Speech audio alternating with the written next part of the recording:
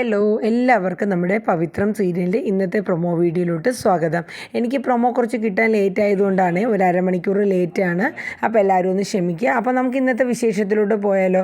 അപ്പോൾ നമ്മുടെ വേദ പിന്നെ കോടതിയിൽ നിന്ന് വരികയാണ്. വന്നിട്ട് മാഷ് ചായ കുടിച്ചുകൊണ്ടിരിക്കുകയാണ്. അപ്പോൾ വേദയ്ക്കും കൂടെ ചായ കമല കൊണ്ടുവന്ന് കൊടുക്കുകയാണ്. എന്നിട്ട് വേദ മാഷുമായിട്ട് സംസാരിക്കുകയാണ്. അതായത് വിക്രമിൻ്റെ പഴയ ആ ഒരു കേസിനെ സംബന്ധിച്ച് വേദ ഇങ്ങനെ, ഈ ചക്രവാണി സാറാണല്ലോ ആ കേസ് അന്ന് വിക്രമിനെതിരെ വാദിക്കുകയും അതുപോലെ ആ ശിക്ഷ മേടിച്ചു കൊടുത്തതൊക്കെ അദ്ദേഹമാണല്ലോ. അപ്പോൾ ഇന്ന് അതിനെക്കുറിച്ച് സംസാരിക്കുകയുണ്ടായി. അങ്ങനെ അതിൻ്റെ കുറച്ച് ഡീറ്റെയിൽസൊക്കെ കമ്പ്യൂട്ടറിലുണ്ടെന്നും ഞാൻ അത് വേദ ഡീറ്റെയിൽ ആയിട്ടൊക്കെ ഒന്ന് ചെക്ക് ചെയ്തു. അപ്പം വേദ മാഷിനോട് കുറച്ച് കാര്യങ്ങളൊക്കെ ചോദിക്കുന്നുണ്ട്. അതായത് ഈ കേസ് നോക്കിയിടത്തോളം എനിക്കത് അത്ര പെർഫെക്റ്റ് ആയിട്ട് തോന്നുന്നില്ല അച്ഛാന്ന് പറയുന്നുണ്ട്. അപ്പം മാഷ് ചോദിക്കുന്നുണ്ട് അതെന്താണ്. അതായത് ഒരു മയക്കുമരുന്ന് കൊണ്ടുവന്ന് ഇപ്പോൾ അച്ഛൻ്റെ ബാഗിൽ വെച്ചു എന്ന് പറയുന്നുണ്ട്. അതാര് വെച്ചു, പോലീസ് പിടിച്ചു എന്ന പേരിൽ വിക്രം ആപ്ഡമെൻ്റായിട്ട് വന്ന് പറയുന്നുണ്ട് ഞാനാണത് വെച്ചതെന്നു. പക്ഷേ കോടതി അത് ആര് കൊണ്ട് വെച്ചു എന്നോ അല്ലെങ്കിൽ എന്തിന് വെച്ചു എന്നോ എന്നതിനെക്കുറിച്ചൊന്നും തിരക്കുന്നില്ല. അയാൾ പറഞ്ഞു. അപ്പം നമ്മുടെ മാഷ് പറഞ്ഞു ആ കേസ് അവൻ അത് നിഷേധിച്ചില്ലല്ലോ. അവൻ ചെയ്തു എന്ന് പറയുമ്പോൾ പിന്നെ വേറൊരു തെളിവെടുക്കലിൻ്റെ ഒരു ആവശ്യം വരുന്നില്ലല്ലോ. കോടതിക്ക് വ്യക്തമായത് കൊണ്ടാണല്ലോ മോളെ അവനെ ശിക്ഷിച്ചത്. അപ്പോൾ വേദ പറയുന്നുണ്ട് ഒരു പക്ഷേ കോടതി അങ്ങനെ ശിക്ഷ വിധിക്കുന്നത് അങ്ങനെ ഒരു പ്രതി പറഞ്ഞതുകൊണ്ട് മാത്രമല്ല സാക്ഷി അല്ലെങ്കിൽ സാഹചര്യങ്ങളും എല്ലാം കണക്കിലെടുത്താണ് കോടതി ശിക്ഷ വിധിക്കേണ്ടത്. പക്ഷേ അന്ന് എന്തുകൊണ്ടോ വിക്രം ആ കുറ്റം സ്വയം ഏറ്റെടുത്തു. ആ പേരിൽ വിക്രമിന് ശിക്ഷയും കൊടുത്തു. അപ്പോൾ എനിക്കൊരു സംശയമുണ്ട് അച്ഛാന്ന് പറയുന്നുണ്ട്. അപ്പോൾ മാഷി ചോദിക്കുന്നുണ്ട് എന്താണെന്ന് ചോദിക്കുമ്പോൾ അച്ഛൻ്റെ ജീവിതത്തിലെ ഏറ്റവും പ്രധാനപ്പെട്ട ഒരു ഡേ ആയിരുന്നു അന്ന്. അതായത് അച്ഛൻ റിട്ടയർമെൻറ്റ് ആവാൻ വേണ്ടിയിട്ട് എല്ലാവരും ആ ഒരു യാത്രയയപ്പ് തരുന്ന ദിവസത്തിൽ അച്ഛൻ അങ്ങനെ ഒരു ഇൻസിഡൻറ്റ് വന്നു എന്ന് കേട്ടപ്പോൾ വിക്രമിന് വിഷമമായിട്ട് വിക്രം ഇനി സ്വമേധ ആ കുറ്റം ഏറ്റെടുത്തതാണെങ്കിലോ അതിനെ സംബന്ധിച്ച് പോലീസൊന്നും ഒരു ഒന്നും ചെയ്തില്ലല്ലോ. അല്ലെങ്കിൽ തന്നെ അച്ഛൻ ചിന്തിച്ച് നോക്ക് വിക്രം എപ്പോഴെങ്കിലും അങ്ങനെ അച്ഛൻ്റെ ബാഗിനകത്ത് അത് വെക്കുമോ? നമ്മൾ ചിന്തിച്ച് തന്നെ അറിയാം. എനിക്കതൊരിക്കലും ഒരു ഇതായിട്ട് തോന്നുന്നില്ല. എന്തായാലും ഈ കേസിനെ സംബന്ധിച്ച് ഞാൻ മുന്നോട്ട് സ്റ്റഡി ചെയ്ത് പോകാൻ തന്നെ തീരുമാനിച്ചു. അപ്പോൾ കമല ചായയും കൊണ്ട് വേദയ്ക്ക് കൊടുത്തിട്ട് പറഞ്ഞു മോളെ അപ്പം വിക്രം തെറ്റ് ചെയ്തിട്ടില്ലെന്നാണോ മോള് പറയുന്നത്?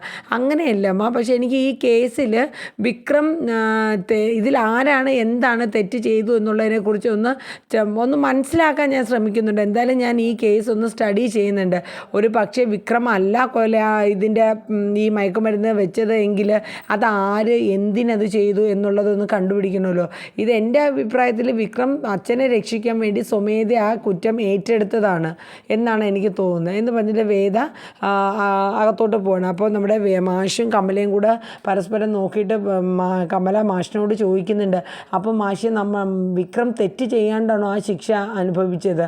അപ്പോൾ മാഷ് പറയുന്നത് നീ എന്താ പറയണത്, കോടതിക്ക് അത് ശരി എന്ന് തോന്നിയത് കൊണ്ടാണല്ലോ പിന്നെ കുറ്റം ഇങ്ങനെ വിക്രമിന് ഇങ്ങനെ ശിക്ഷ വിധിച്ചത്.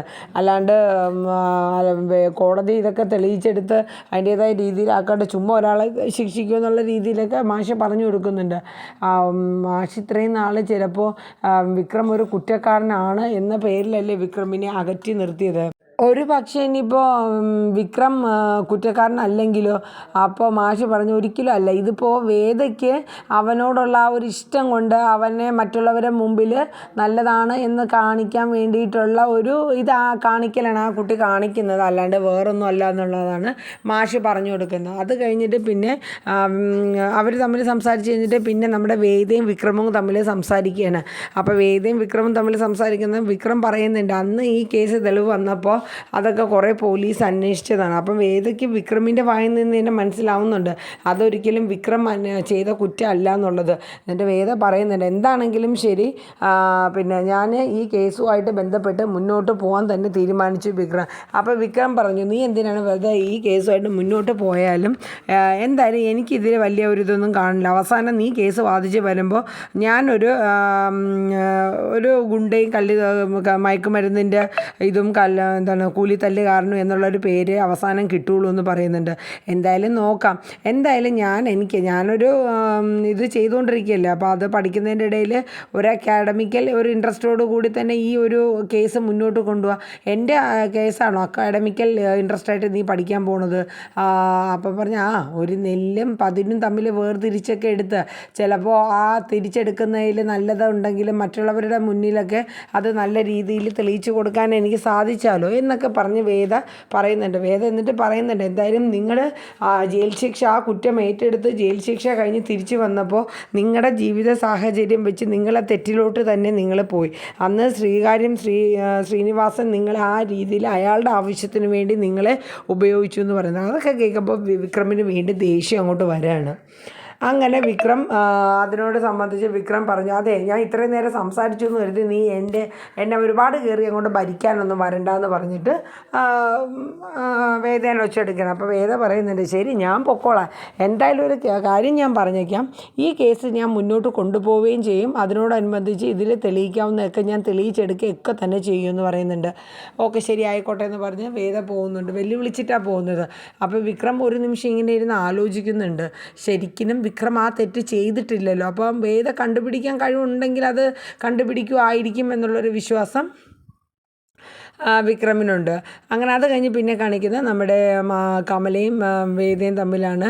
അപ്പോൾ കമലയ്ക്ക് വേദയോട് മനസ്സ് തുറന്ന് ഇങ്ങനെ സംസാരിക്കണമെന്നുണ്ട്. അതായത് മോളെ ഞാൻ ഒരിക്കലും കുറ്റപ്പെടുത്തിയത് അറിഞ്ഞുകൊണ്ടല്ല, മോളുടെ അമ്മ എൻ്റെ കാലേ വന്ന് പിടിച്ച് മോളെ തിരിച്ച് തരണം എന്ന് പറഞ്ഞതുകൊണ്ടാണ് മോളുടെ അടുത്ത് എൻ്റെ മനസ്സ് ഇഷ്ടമില്ലാണ്ടാണെങ്കിലും ഞാൻ ആ രീതിയിലൊക്കെ ദേഷ്യം പ്രകടിപ്പിച്ചത്. അല്ലാണ്ട് എനിക്ക് എൻ്റെ മോളെ ഒരിക്കലും വെറുപ്പല്ല മോളെന്ന് പറഞ്ഞ് അവർ തമ്മിൽ ഒന്ന് ഇങ്ങനെ ഇതായി സംസാരിക്കുന്നുണ്ട്. അത് കഴിഞ്ഞ് പിന്നെ നമ്മുടെ വേദയും ദർശനും തമ്മിലൊന്ന് സംസാരിക്കണം. അവർ കോടതി വളപ്പിൽ വെച്ച് ദർശൻ ചായ കുടിച്ചുകൊണ്ടിരിക്കുമ്പോൾ വേദ അടുത്തോട്ട് ചെല്ലണം. അങ്ങനെ വേദ ഒരു ചായയൊക്കെ കുടിച്ചുകൊണ്ടിരിക്കുമ്പോൾ ദർശൻ പറയുന്നുണ്ട്, ഇന്നത്തെ കേസ് ഉണ്ടോ എന്ന് ചോദിക്കുമ്പോൾ ഇല്ല, സാറിൻ്റെ ഒരു ഇത് കാണാൻ വേണ്ടിയിട്ട് കോടതിയിൽ വന്നിട്ടുണ്ട്, ഒന്ന് പഠിക്കാമല്ലോ. അപ്പോൾ ദർശൻ പറഞ്ഞു, തൻ്റെ ആറ്റിറ്റ്യൂഡ് എന്തായാലും വളരെ നല്ല ഇതാണ്, ഒരു വക്കീലിന് ഉണ്ടായിരിക്കേണ്ട എല്ലാ ഇതും തനിക്കുണ്ട്, കൺഗ്രാറ്റ്സ് എന്നൊക്കെ പറഞ്ഞ് കുറേ ഇതാക്കണം. അപ്പോൾ നമ്മുടെ വേദ താങ്ക്സ് ഒക്കെ പറയുകയാണ്. അത് കഴിഞ്ഞിട്ട് പിന്നെ ദർശൻ പറയുന്നുണ്ട്, എന്തായാലും താൻ വന്നത് നല്ലൊരാളിൻ്റെ തന്നെ കാര്യം എന്ന് വെച്ചാൽ ചക്രവാണി സാറിൻ്റെ ഒരു ഇതിലെന്ന് പറയുമ്പോഴത്തേക്ക് അത്യാവശ്യം നല്ല രീതിയിൽ തനിക്ക് കേസ് പഠിക്കാനും ഒക്കെ തനിക്ക് എന്തായാലും പറ്റും എന്നൊക്കെ ദർശൻ പറയുന്നുണ്ട്. അപ്പോൾ നമ്മുടെ എന്നിട്ട് ദർശൻ പറയുന്നുണ്ട്, എനിക്കൊരു സങ്കടമുള്ളൂ, താൻ എന്തായാലും ഞങ്ങളുടെ ഓഫീസിൽ വന്നില്ലല്ലോ. അപ്പോൾ വേദ പറഞ്ഞു, സത്യം പറഞ്ഞാൽ ഞാൻ അങ്ങോട്ട് വരണമെന്ന് വിചാരിച്ചതാണ്, പിന്നീട് നമ്മളെ കുടുംബക്കാരും ഒക്കെ ആയിട്ട് പിന്നെ ഒരു ഇതുണ്ടാകണ്ടല്ലോ എന്ന് കരുതിയിട്ടാണ് പിന്നെ ഞാൻ അങ്ങോട്ടേക്ക് വരാതിരുന്നത്. പക്ഷേ എങ്കിലും ദർശൻ എനിക്ക് എന്തെങ്കിലും ആവശ്യമുണ്ടെങ്കിൽ ഹെൽപ്പൊക്കെ ഉണ്ടെങ്കിൽ ഞാൻ ചോദിക്കും, എനിക്കൊന്ന് ചെയ്തു തരണം, പറഞ്ഞു തരണം കേസിനെ സംബന്ധിക്കുന്ന കാര്യങ്ങളെന്നൊക്കെ പറയുമ്പോൾ ദർശൻ പറഞ്ഞു, അതിനെന്താണ്, എപ്പോഴാണെങ്കിലും വേദ ചോദിച്ചോളൂ, ഞാൻ പറഞ്ഞുതരാം. എനിക്ക് നമ്മുടെ എൻ്റെ വിക്രമിൻ്റെ പഴയ ഒരു കേസിൽ, അപ്പോൾ ദർശൻ ചോദിക്കുന്നത് ഏത്, ആ മയക്കുമരുന്നിൻ്റെ ആണോ, അത് ആ കേസിനെ സംബന്ധിച്ച് ഞാനൊന്ന് സ്റ്റഡി ചെയ്യാനായിട്ട് തീരുമാനിച്ചു. അപ്പോൾ അതിൻ്റെ ഡീറ്റെയിൽസും കാര്യങ്ങളൊക്കെ എനിക്ക് ഡൗട്ടുള്ളത്, അതിന് അന്നുണ്ടായിരുന്ന ആ പോലീസുകാർ ആരൊക്കെയാണ്, സാക്ഷികളായിട്ട് വന്നവർ ആരൊക്കെയാണ്, അപ്പോൾ ഞാൻ അതിൻ്റെ ചക്രവാണി സാറാണ് അന്ന് കേസ് ഇതാക്കിയത്. അപ്പോൾ അതിനെ സംബന്ധിച്ച് കുറച്ച് ഡീറ്റെയിൽസൊക്കെ കമ്പ്യൂട്ടറിൽ നിന്ന് തന്നെ സാറിൻ്റെ കിട്ടിയിട്ടുണ്ട്. എങ്കിലും അച്ഛൻ്റെ മുമ്പിലാണെങ്കിലും വിക്രമിനൊന്നും ഒരു ഇതില്ല, സത്യത്തിൽ വിക്രമാണ് അല്ല അത് ചെയ്തത് എന്നുള്ളത് എനിക്ക് നന്നായിട്ട് അറിയാം. പക്ഷെ അതിൻ്റെ പിന്നിൽ ആരാണ്, ആരുടെ കൈകളാണ് എന്നുള്ളതൊക്കെ എനിക്ക് അറിയണം എന്നുള്ളതിങ്ങനെ വേദ പറയുന്നുണ്ട്. അപ്പോൾ ദർശൻ പറഞ്ഞു, എന്ത് സഹായം വേണമെങ്കിലും അതിനെ സംബന്ധിച്ച് ഞാൻ ചെയ്തു തരാടോ എന്ന് പറയുന്നുണ്ട്. അപ്പോൾ അത് കേട്ടപ്പോൾ വേദയ്ക്ക് വലിയ സന്തോഷമാവുകയാണ്. കഴിഞ്ഞ് പിന്നെ കാണിക്കുന്നത് നമ്മുടെ വേദയുടെ വീടാണ്. അപ്പോൾ ശങ്കരൻ കോടതിയിൽ പോയിട്ട് തിരിച്ചു വരുന്നു. അപ്പോൾ പത്മ എവിടെയുണ്ട്? അപ്പോൾ ശങ്കരനെ കണ്ടപ്പോൾ പത്മ കുടിക്കാൻ വെള്ളം എടുക്കട്ടെ എന്നൊക്കെ ചോദിച്ചിട്ട് ശങ്കരൻ ഇരിക്കുന്നതിട്ട് അവർ തമ്മിൽ സംസാരിക്കണം. അപ്പോൾ അമ്മ എവിടെയെന്ന് ചോദിക്കുമ്പോൾ അമ്മ അമ്പലത്തിലാണ്. ഇപ്പോൾ എപ്പോഴും അമ്മ അമ്പലത്തിലാണല്ലോ. അതെ, അമ്മയ്ക്ക് ഇതൊക്കെ ഓരോ കേസും കാര്യങ്ങളൊക്കെ കാണുമ്പോൾ അമ്മയ്ക്കൊരു പ്രയാസമാണ്. അപ്പോൾ ആ ഒരു സമാധാനത്തിന് വേണ്ടി പോകണമായിട്ടാണ് പറയുന്നുണ്ട്. എന്നിട്ട് ശങ്കരൻ നമ്മുടെ വേദയുടെ അമ്മയുടെ അടുത്ത് പറയുന്നുണ്ട്, വേദ ഇപ്പോൾ എല്ലാ ദിവസവും ചക്രവാണിയുടെ കൂടെ കോടതിയിൽ വരുന്നുണ്ട്, അപ്പോൾ പ്രാക്ടീസിന് വേണ്ടിയിട്ടൊക്കെ ആയിട്ട് വരുന്നുണ്ട്, ഞാൻ എല്ലാ ദിവസവും കോടതി വളപ്പിൽ വെച്ച് അവളെ കാണുന്നുണ്ട്. അപ്പോൾ പത്മ പറയുന്നുണ്ട്, അവളെ അങ്ങനെ കാണാനല്ലേ ശങ്കരേട്ടാ നിങ്ങൾ ഒരുപാട് ആഗ്രഹിച്ചത്. അതെ, അവൾ കേസൊക്കെ നന്നായിട്ട് ഫയർ ചെയ്ത് പോകും എന്നുള്ള കാര്യമൊക്കെ എനിക്ക് ഉറപ്പുണ്ട്, നല്ല നിലയിലെത്തട്ടെ, പിന്നെ മജിസ്ട്രേറ്റ് ആവാനുള്ള പരീക്ഷ അവൾ എഴുതുന്നുണ്ട്, അപ്പോൾ എന്തുകൊണ്ടും എല്ലാം നല്ലത് തന്നെ. അപ്പോൾ ശങ്കരനൊരു ടെൻഷൻ പോലെ. അപ്പം നമ്മുടെ പത്മ ചോദിക്കുന്നുണ്ട്, ശങ്കരേട്ടന് അത് സന്തോഷമുള്ള കാര്യമല്ലേ? അതെ, എനിക്ക് അവൾ നല്ല രീതിയിൽ കോടതിയിലെത്തി നല്ല ഇതെത്തുന്നതിന് സന്തോഷം തന്നെയാണ്. പക്ഷേ എനിക്കൊരു ടെൻഷൻ ഉള്ളിൽ കിടപ്പുണ്ട്. അപ്പോൾ അതെന്താണെന്ന് ചോദിക്കുമ്പോൾ, അതായത് ഞാൻ ജഡ്ജിയായി ഇരിക്കുമ്പോൾ ഞാൻ വിധി നൽകി വിക്രമിനെ ഒരുപാട് കേസുകളിൽ അകത്ത് കയറ്റിയിട്ടുള്ള ആളാണ്. ആ വിക്രമിൻ്റെ ഭാര്യയായി നിന്നുകൊണ്ട് അവൾ കോടതിയിൽ വാദിക്കുമ്പോൾ എന്നെ വെല്ലുവിളിക്കുന്ന പോലും ഒരു തോന്നൽ, അതിൻ്റെ ഒന്നും ആവശ്യമില്ല. അങ്ങനെയൊന്നും ശങ്കരേട്ടൻ ചിന്തിക്കണ്ട. ഇപ്പം ഇതൊന്നും അല്ലല്ലോ പ്രശ്നം. ശങ്കരേട്ടന് വേറെ എന്തോ ഉള്ളിലൊരു പ്രയാസം ഉണ്ടല്ലോ, അതെന്താണെന്ന് ആദ്യം ഇങ്ങനെ പറയുന്നുണ്ട്. അപ്പോൾ അത് കേട്ടപ്പോൾ ശങ്കര ഒന്നും മിണ്ടുന്നില്ല. പക്ഷെ എന്തോ ഉള്ളിൽ പുള്ളിക്കൊരു ടെൻഷനുണ്ട്. കോടതിയിൽ പ്രാക്ടീസിന് വരുന്നതോ അല്ലെങ്കിൽ കേസ് ബാധിക്കുന്നതോ അതൊന്നും ഒരിക്കലും ഒരു വിഷയമായിട്ട് തോന്നിയില്ല. പക്ഷേ എന്തോ ഒരു ഉള്ളിൽ ശങ്കരന് ഫീലിങ്സ് ഉള്ളതുപോലെ തോന്നുന്നുണ്ട്. അപ്പോൾ പത്മയ്ക്ക് എന്താണെന്ന് മനസ്സിലാവില്ല. അത് കഴിഞ്ഞ് ശങ്കരൻ റൂമിലോട്ട് കയറി പോവാണ്. അത് കഴിഞ്ഞ് പിന്നെ കാണിക്കുന്ന നമ്മുടെ വിക്രമും ശ്രീകാന്ത് സാറും കൂടെ സംസാരിക്കുകയാണ് വീട്ടിലിരുന്ന്. അതായത് അവരുടെ പാർട്ടി തലത്തിൽ അതായത് ഒരു പൊളിറ്റിക്കൽ ലെവലിൽ നമ്മുടെ വിക്രമിനെ ഇറക്കാനായിട്ടുള്ള എല്ലാ ശ്രമങ്ങളുമാണ്. അതിൻ്റെ ഭാഗമായിട്ട് പല കാര്യങ്ങൾ, അതായത് ഏതോ ഒരു ഫാക്ടറിയുടെ അതുമായിട്ട് സംബന്ധപ്പെട്ട് അതിൻ്റെ ഒരു മെയിൻ ആളായിട്ട് വിക്രമിനെ യൂണിയൻ നേതാവായിട്ട് തിരഞ്ഞെടുക്കണം. അപ്പോൾ വിക്രം പറയുന്നത് എന്നാന്ന് വെച്ചാൽ ഫാക്ടറിയുടെ ചാർജ് ഏറ്റെടുക്കുന്നതല്ല, തൊഴിലാളികളുടെ പ്രശ്നങ്ങൾ എന്താണെന്ന് അറിഞ്ഞ് അതനുസരിച്ചിട്ട് നമുക്ക് ഹാൻഡിൽ ചെയ്യണതല്ലേ. പക്ഷേ ഞാൻ അതിന് ഒരു യോഗ്യനാണോ? അപ്പം ശ്രീനി സാറ് പറയുന്നുണ്ട്, നീയാണ് അതിന് എന്തുകൊണ്ട് യോഗ്യനെന്ന് പറയുന്നുണ്ട്. അങ്ങനെ അവരുടെയൊക്കെ നിർബന്ധപ്രകാരം വിക്രം അതിൻ്റെ ഒരു യൂണിയൻ നേതാവായിട്ട് ഇതാവുകയാണ്. എന്നിട്ട് ശ്രീനി സാറ് പറഞ്ഞു കൊടുക്കുന്നുണ്ട് കാര്യം എന്ന് വെച്ചാൽ, ഇതിന് മുന്നേ എൻ്റെ ഏട്ടൻ വിശ്വൻ ജയിലിൽ കിടന്ന് ശ്രീകാന്തുമായിട്ടുള്ള ആ കേസിൽ നമുക്ക് ഇതുപോലൊരു യൂണിയൻ ഉണ്ടായിരുന്നുവെങ്കിൽ അന്ന് നമുക്ക് വേറൊരു കളി കളിച്ച് വിശ്വത്തെ നമുക്ക് പുറത്തൊക്കെ ഇറക്കാമായിരുന്നു. അതുകൊണ്ട് എന്തുകൊണ്ട് നമുക്കിത് നല്ലതാണെന്ന് പറയുമ്പോൾ എന്തായാലും ശരി വിക്രം സമ്മതിച്ചു. അങ്ങനെ നമ്മുടെ ശ്രീനി സാറ് വിക്രമിൻ്റെ കാര്യങ്ങളൊക്കെ അവരുടെ അനുയായികളെ ഏൽപ്പിക്കുകയാണ്. സെക്രട്ടറിയെ വിളിച്ചിപ്പോൾ തന്നെ പറഞ്ഞോളൂ വിക്രമിന് സമ്മതമാണെന്നും അതിൻ്റെ നേതാവായി അതിൻ്റെ അടുത്ത വരും ദിവസം തന്നെ അതിൻ്റെ ഒരു ഉദ്ഘാടനം വിക്രം തന്നെ ചെയ്യുമെന്നും പറഞ്ഞേക്കാനായിട്ടൊക്കെ പറയുകയാണ്. അത് കഴിഞ്ഞ് പിന്നെ കാണിക്കുന്ന ഈ പുറത്ത് നിന്ന് വന്ന ശ്രീകാന്ത് സാറിൻ്റെ ഒരാൾ വന്നിട്ട് പറയും, സാറിനെ കാണാൻ വേണ്ടി ഒരാൾ വെയിറ്റ് ചെയ്യുന്നുണ്ട്, ആരാണെന്ന് ചോദിക്കും. അപ്പോൾ ശ്രീനി സാറ് അത് ആ തേരാട്ടിൽ ശ്രീധരൻ എന്ന് പറഞ്ഞ ആളാണെന്ന് പറയും. അപ്പോൾ തന്നെ ശ്രീനി സാറിൻ്റെ മുഖമൊക്കെ ഒന്ന് പാടും. കാര്യം എന്ന് വെച്ചാൽ അയാൾ എതിരായിട്ട് ആരെന്ത് പൊളിറ്റിക്കൽ ലെവലായിക്കോട്ടെ എന്തും വെളിയിൽ ഓരോ കേസുകൾ വെളിയിലോട്ട് കൊണ്ടുവരുന്ന ഒരു വ്യക്തിയാണ്.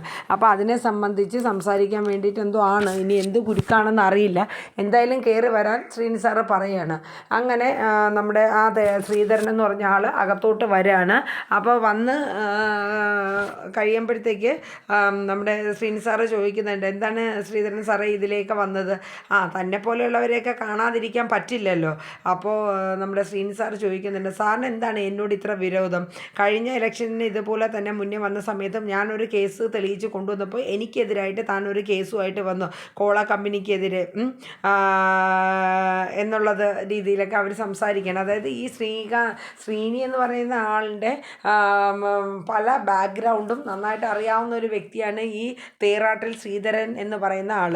അപ്പം ഈ ശ്രീനി പണ്ട് കള്ളക്കടത്തും കൊലപാതകവും പട്ടിപ്പലിശയ്ക്ക് കൊടുക്കലും ഗുണ്ടാപിരിവും ഒക്കെ ആയിട്ട് നടക്കുന്ന ഒരാളാണല്ലോ. അപ്പോൾ ഇയാളെക്കുറിച്ചുള്ള കുറേ കാര്യങ്ങൾ ഇയാൾക്കറിയാം. അപ്പം രണ്ട് കാര്യങ്ങൾ അറിയാൻ വേണ്ടിയിട്ട് അപ്പോൾ ഇരിക്കാൻ പറയുമ്പോൾ പറയും, ഞാൻ ഇരിക്കാനൊന്നും പോകുന്നില്ല എന്ന് ശ്രീധരൻ പറയുന്നുണ്ട്. എന്നാൽ ചായ എടുക്കുമെന്ന് പറയുമ്പോഴത്തേക്ക് സുധേ ചായ എടുക്കാൻ പറയുമ്പോൾ എനിക്ക് ചായ വേണ്ടാന്ന് പറയുന്നുണ്ട്. എന്നാൽ വന്ന കാര്യം എന്താണെന്ന് പറയാൻ ശ്രീനി സാറ് ഈ ശ്രീധരനോട് ചോദിക്കുകയാണ്, ശ്രീധരേട്ടൻ എന്താണ് വന്ന കാര്യമെന്ന് ചോദിക്കുമ്പോൾ പറയും, അതായത് നിങ്ങളെപ്പോലെയുള്ള ഒരു കള്ളക്കടത്തും ഇതൊക്കെ ചെയ്യുന്ന തന്നെ പോലെയുള്ള ഒരു ആളുടെ പിൻഗാമിയായിട്ട് ഇരിക്കുന്ന ഗുണ്ട രാഷ്ട്രീയത്തിൽ ഇറങ്ങാൻ പോകുന്നു എന്ന് കേട്ടുമല്ലോ, അത് ശരിയാണോ എന്ന് ചോദിക്കുന്നുണ്ട്. അപ്പോൾ അതൊക്കെ ഞങ്ങളുടെ തിരഞ്ഞെടുപ്പ് സംബന്ധമായ കാര്യങ്ങളല്ലേ ശ്രീധരേട്ട എന്ന് പറയുന്നുണ്ട്. ഓക്കെ ആയിക്കോട്ടെ, എന്നാൽ താന് ഇനി അടുത്ത വരുന്ന ഇലക്ഷനിൽ മത്സരിക്കാൻ പോണു എന്നുള്ളത് കേട്ടുമല്ലോ, അതും ശരിയാണോ എന്ന് ചോദിക്കുന്നുണ്ട്. അപ്പോൾ ശ്രീനി സാറ് ശ്രീധരേട്ടാ നിങ്ങൾക്ക് എന്താണ് എന്നോട് ഇത്രയേറെ ഈ ഒരു വിരോധം വരാനുള്ള കാര്യം എന്താണ്? അപ്പം അയാൾ പറയുന്നുണ്ട്, നിങ്ങളെപ്പോലെയുള്ള വെറും ജനങ്ങളുടെ, അതായത് നിങ്ങളെപ്പോലെയുള്ള കള്ളക്കടത്തും ഇതൊക്കെ ചെയ്യുന്ന താനൊക്കെ സാധാരണക്കാരായ ജനങ്ങളുടെ വോട്ടും വാങ്ങി ഇതുപോലെയുള്ള ഈ കൊലപാതകവും കൃത്രിമങ്ങളും ഒക്കെ ചെയ്യാനായിട്ട് ഞാൻ ഒരിക്കലും സമ്മതിക്കില്ല. എന്തായാലും ഞാൻ തനിക്കെതിരെ തൻ്റെ പല കേസുകളും എൻ്റെ കയ്യിലുണ്ട്, അതൊക്കെ ഞാൻ പൊടി തട്ടി മുന്നോട്ട് കൊണ്ടുവരാൻ തന്നെ ചെയ്യുമെന്ന് പറയുന്നുണ്ട്. എന്നിട്ട് അയാൾ ഇറങ്ങി പോവാണ്. ആര്? ഈ തേറാട്ടി ശ്രീധരൻ. അപ്പോൾ നമ്മുടെ ശ്രീനി സാറിന് ആകെ ഒരു ടെൻഷൻ ആവുകയാണ്. കാര്യം എന്താണെന്ന് വെച്ചാൽ ഇയാളുടെ കയ്യിൽ ഈ ശ്രീനിയുടെ പല പഴയ കേസുകളും കയ്യിലുണ്ട്. അപ്പോൾ അതൊക്കെ പൊടി തപ്പി എടുത്തു കഴിഞ്ഞാൽ അത് ഇനി വരുന്ന തിരഞ്ഞെടുപ്പിനൊക്കെ ഒരുപാട് ദോഷം ചെയ്യുക. അപ്പോൾ ഒന്നും പറയാനില്ലാണ്ട് അവരിങ്ങനെ മിംഗ്ലസ് ആയിട്ട് നിൽക്കണം. ആ സമയം ഈ തേറാട്ടി ശ്രീധരൻ വെളിയിലോട്ട് ഇറങ്ങുമ്പോൾ ഒരു ഓട്ടോ വരികയാണ്. അപ്പോൾ അതിൽ നിന്ന് വേദ പുറത്തോട്ട് ഇറങ്ങുകയാണ്. എന്നിട്ട് ആ വേദയോട് ചെന്നിട്ട് ഈ ശ്രീധരൻ എന്ന ആൾ ചോദിക്കുന്നുണ്ട്, കുട്ടി ഈ ഓട്ടോ തിരിച്ചു പോകാനായിട്ടാണോ ഇട്ടേക്കുന്നത്, അതല്ലെങ്കിൽ ഞാൻ ഈ ഓട്ടോയിൽ കയറിക്കോട്ടെ എന്ന് ചോദിക്കുമ്പോൾ അതിനെന്താ സാർ കയറിക്കോളാൻ പറയുന്നുണ്ട് വേദ. എന്നിട്ട് വേദ നോക്കുമ്പോൾ ഇവിടെ പരിചയമുള്ളൊരു മുഖം. അപ്പോൾ ചോദിക്കും, തേറാട്ടി ശ്രീധരൻ സാറാണോ എന്ന് ചോദിക്കുക. അതെ, കുട്ടി ആരാന്ന് ചോദിക്കുമ്പോൾ പറയും, ഞാൻ ജഡ്ജസ് ശങ്കരൻ നാരായണൻ്റെ മകളാണ്. അതെ, ഇവിടെ എന്തേന്ന് ചോദിക്കുമ്പോൾ ഈ വീട്ടിൽ വന്ന് ഈ സാമൂഹ്യദ്രോഹി ശ്രീനിയുടെ വീട്ടിലോ, എന്താ കാര്യം കുട്ടിയെ പോലുള്ളവർ എന്തിനാണ് ഇവിടെ വരുന്നത് ഈ സാമൂഹ്യ വിരുദ്ധൻ്റെ വീട്ടിലെന്ന് ചോദിക്കും. എന്നിട്ട് അയാൾ ചോദിക്കുന്നുണ്ട്, ജഡ്ജസ് ശങ്കരൻ്റെ മകൾ ഒരു ഗുണ്ടായുടെ കൂടെ ഇങ്ങനെ ഒളിച്ചോടി പോയെന്ന് കേട്ടിട്ടുണ്ട്, അപ്പോൾ പിന്നെ കുഴപ്പമില്ല എന്ന് പറഞ്ഞിട്ട് ഒരു ഇഷ്ടമില്ലാത്ത രീതിയിൽ സംസാരിച്ചിട്ട് അങ്ങ് പോവാണ്.